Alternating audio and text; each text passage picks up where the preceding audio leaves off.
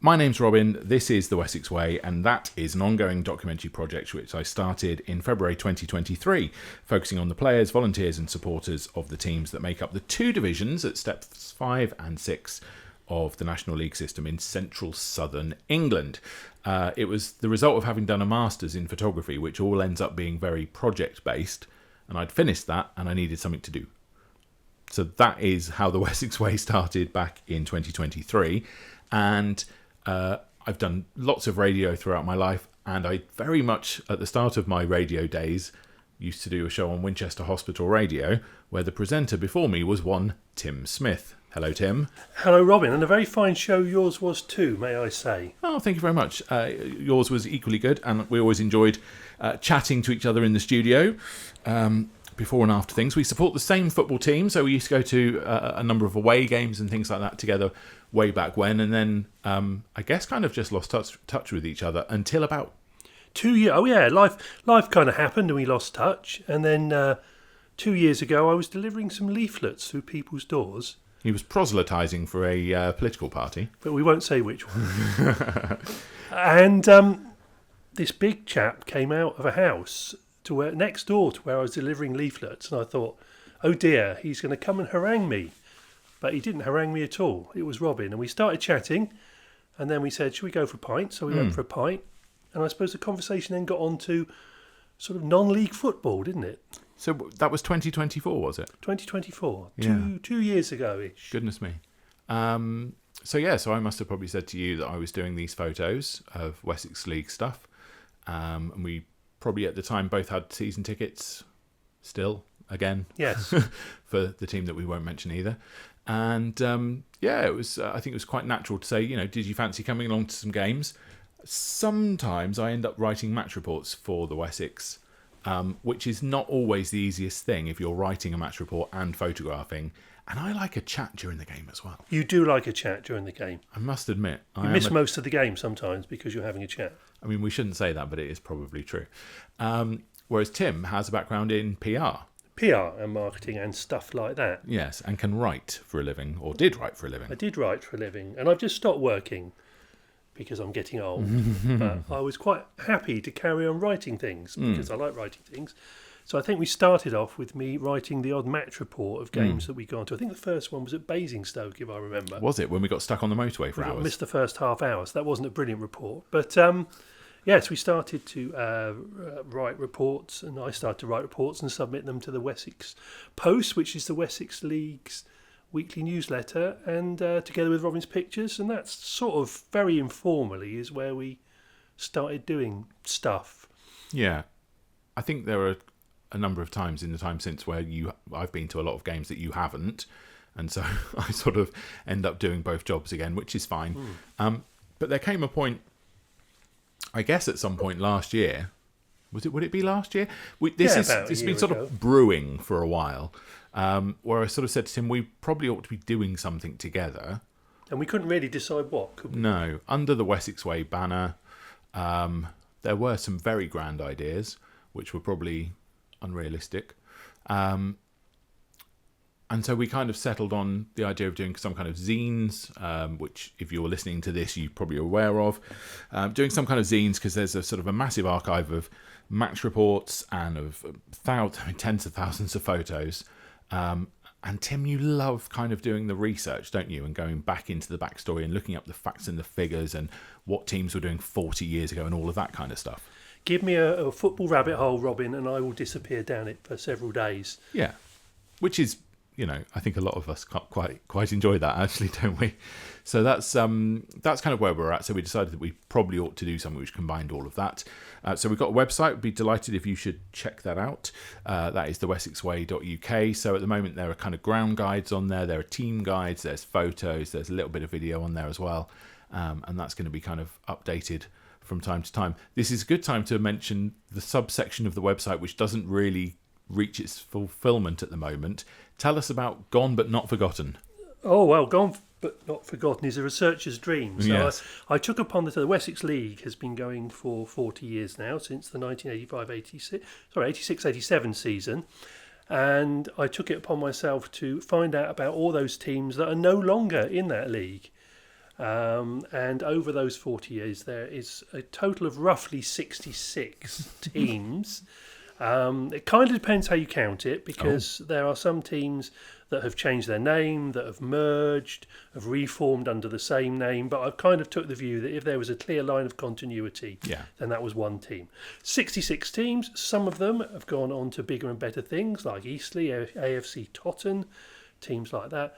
Some of them, like Wellow, DC FC, you've never heard of, almost certainly, and existed, just had their very brief moment in the sun, and then disappeared. But the aim is probably over the next 6 months to a year to expand the Gone But Not Forgotten section to sort of profile all of those teams that we've forgotten all about. Are Eastleigh the highest in the pyramid? Eastleigh are the highest in the pyramid, yes. Interesting. Yeah, in the National League. The lowest, who are still going, and I forget which team it is, but they're up in the north east of the county, and they play in the Guildford and Woking Football Alliance, which is about step 17, I think, in the league pyramid. I don't know, I made that up. Yeah, but it's quite a lowly level of football. Wowzers.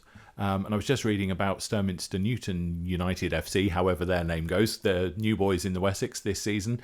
First season at Step 5, first time playing in the FA Cup in 145 years or something like that. So that would be a good one for you to research. Or you actually already have researched them, haven't you? A little bit for Sturminster Newton, because obviously they're now a Wessex Premier side. Yeah, but, interesting. Yeah, there's some very interesting stories to be found out there. And hopefully might try and, in the fullness of time, get to speak to people who are involved with those clubs and find out a bit more about them.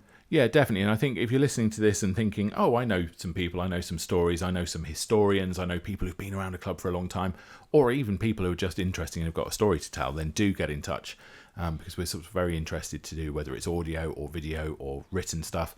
We're very interested really in documenting the people around the Wessex League.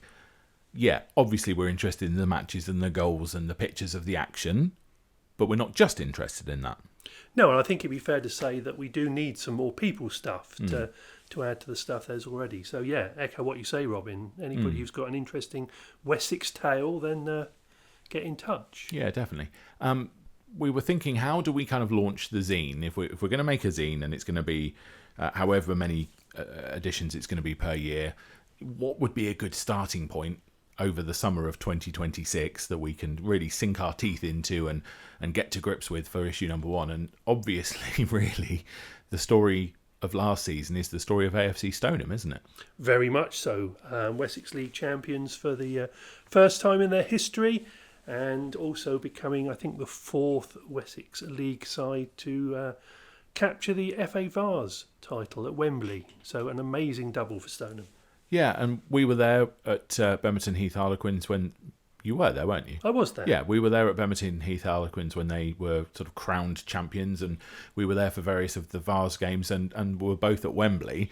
And without sort of, diverting to ourselves too much in this moment, I mean, I never thought I'd be photographing a game at Wembley. You can't have ever imagined you'd be in the press box at Wembley. No, it was a wonderful day out, but equally a wonderful day out for Stoneham. I mean, it was the whole thing. Yeah. Going up on the coaches and seeing all the people. And, I don't know how many times I would have seen Stoneham last season. It may have been 15 or 20. I mean, a decent amount. It was just a joy to be a part of it.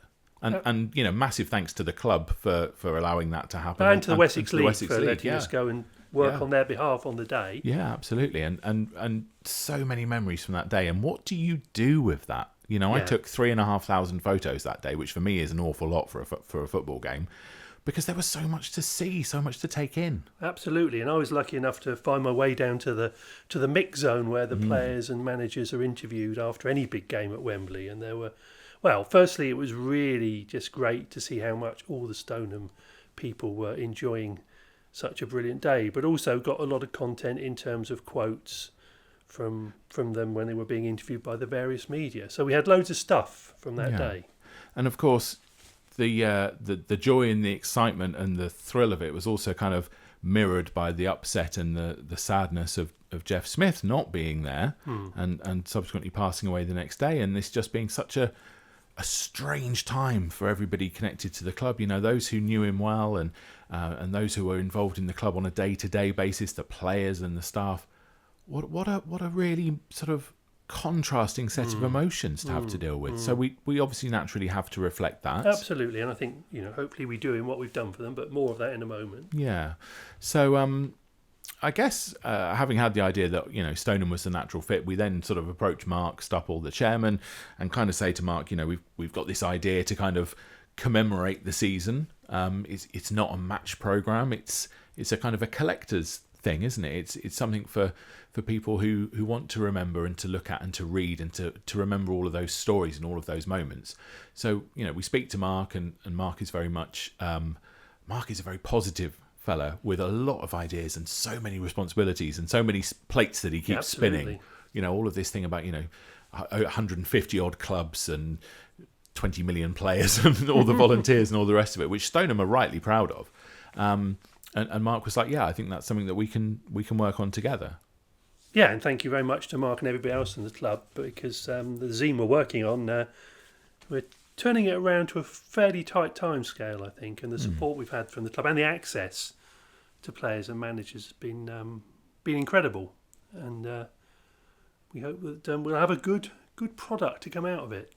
Yeah, so Tim's kind of taken editorial control. I've been doing, with his guidance, the design work and finding the photos and all the rest of it. And we know people who've been to all sorts of games that we weren't maybe at ourselves.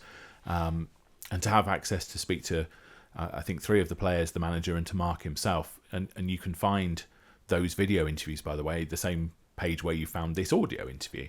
To have that kind of access and to speak to people and to relive those memories with them has been just brilliant, hasn't it? Yes, absolutely, and just the sheer sense of what an important occasion it was for them, and for many players, like to single out one, Jake Thompson, who's played at a very high level in the Football League, has played international football for Trinidad, but just to say that this was the most special moment of his career, and I think that kind of shows what a big occasion it was. Yeah, amazing, really. What have you enjoyed most about putting the whole thing together? Interesting one, that. I think the whole process of putting it together, because this is, from my point of view, this is the first time I've done something like this for a long time on my own, rather than being paid by somebody to do it. So to actually put together your own thing is very exciting.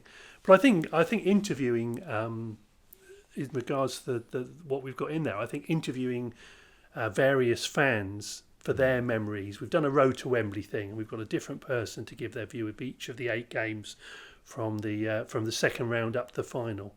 I think just hearing the fan stories and what their day out, not just about the football, but what their day out was like, what they felt at the end of it, that's been really fun. I think the biggest challenge for me has been, I don't know how many photos are actually in the finished product, but I've got so many photos from last season. I almost feel like, there's probably 5,000 photos that you could realistically be choosing from. Well, you do click away at an amazing rate during those matches. Well, but I don't. Compared to a lot of photographers, I don't. We photographed, so we were at the Wessex Charity Cup game on Saturday. Tim wasn't there, so I was on photos and match report, which is fine. It's a lot of work, but it's fine. And I did a lot of chatting as well, as I always do.